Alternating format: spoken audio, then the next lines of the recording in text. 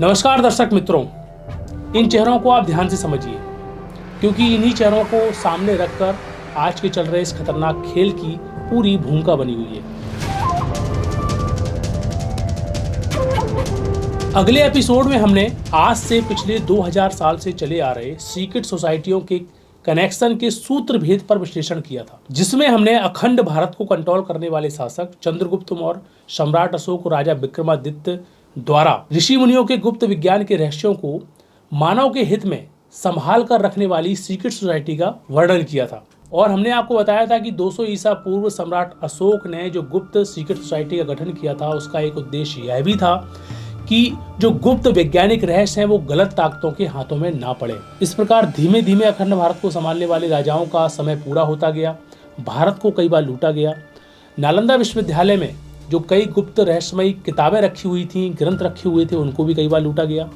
यानी अखंड भारत को संभालने वाले राजाओं को ये डर था कि जो वैज्ञानिक गुप्त रहस्य है, जिन्हें उन्होंने ग्रंथ के रूप में कई विश्वविद्यालयों में रखा था, लूट में भारत से वैज्ञानिक गुण रहस्य वाले ग्रंथों को भी कई बार लूटा गया। अखंड भारत के बाद भारत कटता गया, बढ़ता गया और गुलाम होता गया। अब आप में से कई लोग सोच रहे होंगे कि इन बातों में नया क्या है। फिर से वही घिसी पिटी बातें।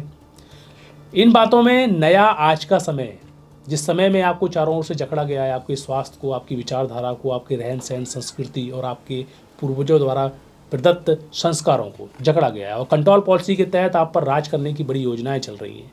इन ताकतों का अगर आपको भेद सूत्र समझना है तो इनका भूतकाल में जाकर आपको जो इनका कनेक्शन है 2000 साल का, उस कनेक्शन को समझना बहुत जरूरी होगा।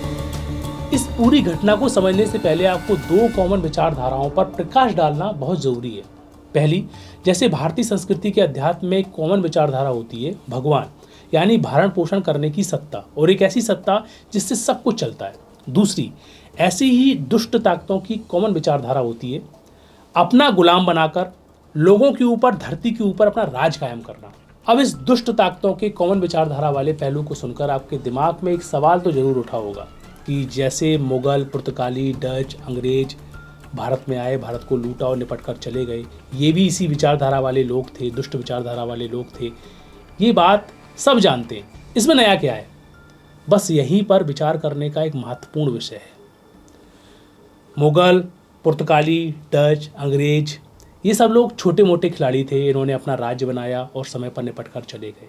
इन्हीं के पैरेलल एक सबसे बड़ा खिलाड़ी जो बहुत गहराई के साथ, धैर्यपूर्वक, पूरा अध्ययन करके अपना खेल साथ ही साथ खेल रहा था। इसीलिए छोटे मोटे खिलाड़ियों के चेहरे तो साइड होते गए, लेकिन इस खिलाड़ी का चेहरा कभी ना साइड हुआ और ना ही कभी स्पष्ट रूप से दिखाई दिया। मिले सुराग के आधार पर आज से 1500 साल से चले आ रहे इस खिलाड़ी के खेल का अगर आप प्रारूप आज अगर देखना चाहते हैं तो सभी लोग अपने अपने देशों में अपनी आंख खोलकर देख सकते हैं कि क्या उनके साथ हो रहा है। आप इन दुष्ट ताकतों की इच्छा के विरुद्ध आज नहीं जा सकते। फिर चाहे वो पूरे विश्व के हिंदू हो, मुस्लिम हो, सिख हो या ईसाई, सभी धर्म के लोगों को ये लोग अपनी चंगुल में जकड़ चुके हैं, यानी भारी पैमाने में गुलाम बन चुके हैं। मानव जाति के ऊपर आज के समय ये सबसे बड़ा प्रहार है। काफी लोग मेरे से सवाल किया करते हैं कि आपके पास ऐसे क्या ठोस दस्तावेज हैं जिससे कि आप सीधा सीधा आरोप इस खिलाड़ी के ऊपर लगा रहे हैं। आप भारत के समाज को, भारत की बोली वाली जनता को खामोखाम गुमराह करते रहते हैं। इस टाइप के सवाल लोग मेरे से किया करते हैं। सबसे पहले मैं आपको बता दूं कि जो ये खुफिया एजेंसी हैं, ये कभी अपने ही द्वारा बनाए हुए फार्मूले में इनका सूत्र भेद स्पष्ट हो, ऐसे कभी भी दस्तावेज ये लोग छोड़ते नहीं हैं। ये अपने ही पैरेलल काम करने वाली एक ऐसी कमेटी बनाकर रखते हैं कि जो कमेटी इन्हीं के जो जासूस लोग होते हैं उनको ख़त्म करने का काम, और जो पीछे दस्तावेज छूट गए हैं उनको ख़त्म करने का काम करती रहती है। इसीलिए समाज में कभी भी इनके ठोस दस्तावेज सामने नहीं आ पाते। जो मैं आपको सब चीज़ें बता रहा हूँ, ये एक मेरा बहुत बड़ा अध्ययन है। आज के समय में जो चल रहा है, जो उनका पीछे का भूतकाल रहा है, दस्तावेज के आधार पर जो अध्ययन किया है, वो सरल तरीके से मैं आप तक पहुँचा रहा हूँ। लेकिन एक सबसे सरल फार्मूला मैं आपको बताता हूँ। आप अपने भगवान और आपके जो बाप दादा हैं उनके दिए दिमाग को अगर आप थोड़ा भी इस्तेमाल करेंगे ना, तो आपको इन सीक्रेट सोसाइटियों का पूरा खेल समझ में आने लगेगा। दस्तावेज और ठोस प्रमाण के साथ आपको इनका पूरा खेल समझ में आने लगेगा। इसीलिए आप अपने हित के लिए, अपने परिवार के हित के लिए और आने वाली आपकी पीढ़ी के हित के लिए अपने भगवान और अपने बाप दादाओं से प्रार्थना जरूर करें कि हे बाप दादा, हमको कम से कम इन साजिशकारियों की साजिश समझने की सद्बुद्धि प्रदान करें, बुद्धि प्रदान करें, जिससे कि हम इनके भेद को समझ सकें और हम अपने बचाव को कर सकें।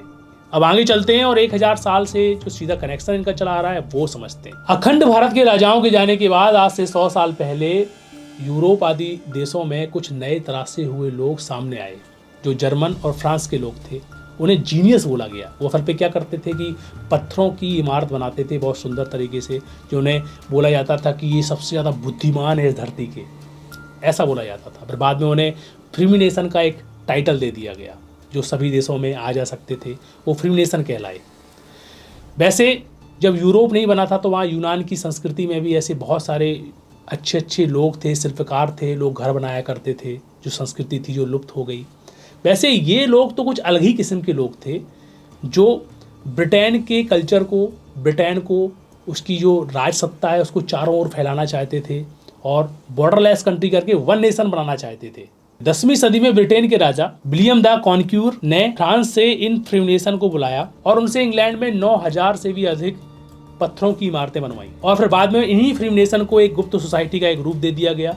ये बड़े ही दिमाग से कुछ काम करते थे, कई चीज़ें गुप्त रखते थे, अलग अलग देशों में जाना, इनके पास अथाह धन होता था, यानी ब्रिटिश सत्ता के साथ ये लोग पैरेलल काम करते थे और इनका रूप और भेद छिपा हुआ होता था। मिले दस्तावेज के आधार पर 1730 में ईस्ट इंडिया कंपनी के साथ ये लोग भारत में भी आए और उन्होंने कलकत्ता में सबसे पहला लॉज बनाया। अब आगे की कड़ी मैं आपको बता रहा हूँ जो बहुत सोचने की है। जर्मनी में इंगोलेस्टेड शहर है, जो जर्मनी के बावरिया राज्य में स्थित है, जहाँ 6 जनवरी 1748 में एडम बिशप नाम के एक शख्स ने जन्म लिया, जिसने 1 मई 1776 में इल्लुमिनाटी नाम की खुफिया सोसाइटी का गठन किया, जिसका लक्ष्य था वन नेशन, एक ही विचारधारा को फैलाकर लोगों के ऊपर राज करने का लक्ष्य था।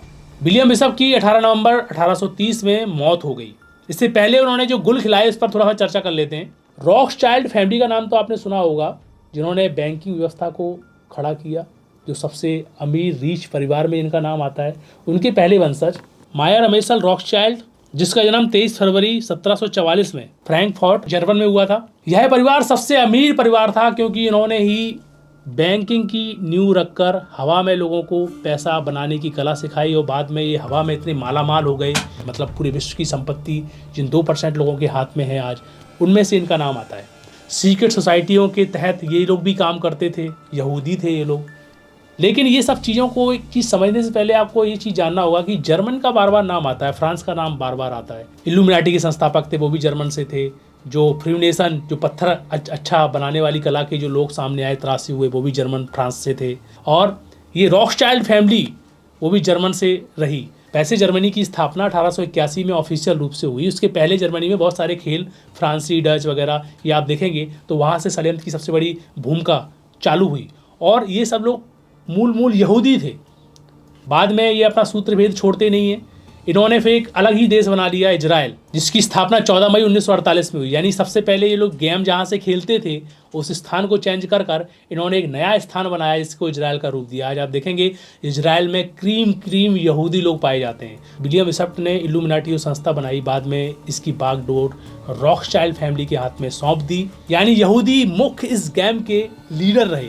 उनका क्रम आगे क्या हुआ वो हम नेक्स्ट एपिसोड में आपसे बात करेंगे। लेकिन अब सबसे महत्वपूर्ण समझने की बात तो यह है, जो आज आपके साथ हो रहा है, जो आज आपके नेता बोला करते हैं कि सबसे ज़्यादा जो एआई टेक्नोलॉजी है जो विदेश में बहुत डेवलप हुआ है, वो टेक्नोलॉजी चढ़न चंपी करके आज भारत में लाई जा रही है। लोगों के स्वास्थ्य के साथ जो सीधा खिलवाड़ किया जा रहा है, कंट्रोल पॉलिसी के तहत लोगों को अपनी निगाहों के सामने जीना मरना और अपने हिसाब से उनको रखना, इन तमाम चीज़ों को आज अगर समझना है तो आपको पूरी तरह से इसका भूतकाल समझना बहुत ज़रूरी होगा।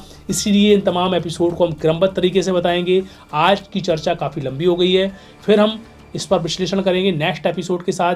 18वीं सदी तक का जो हमने अध्ययन किया, फिर बाद में हम जो अभी के हालात चल रहे हैं उस पर तो हम विशेष रूप से फोकस करेंगे कि आपके साथ ऐसा हो क्या रहा है, क्या नहीं हो रहा है।